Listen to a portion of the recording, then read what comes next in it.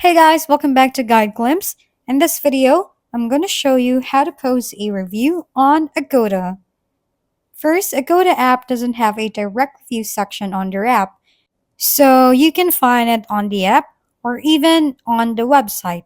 It says here in this article, every time an Agoda customer checks out of a hotel, we send them an email asking for a review of their stay. This is the only way a review can be submitted. Every review must be approved by our content team before being posted on the Agoda website. Therefore, unlike many other travel sites, all Agoda reviews are certified and genuine. So, in order to leave a review, make a booking first before posting a review. And if we're talking about how to review the Agoda app, you can simply go to the App Store or Play Store, search for Agoda, and you can see here write a review. There, you can write any feedback or review about the app, and then just click submit or post, and then that's it. Once again, thank you for watching. This has been Guide Glimpse.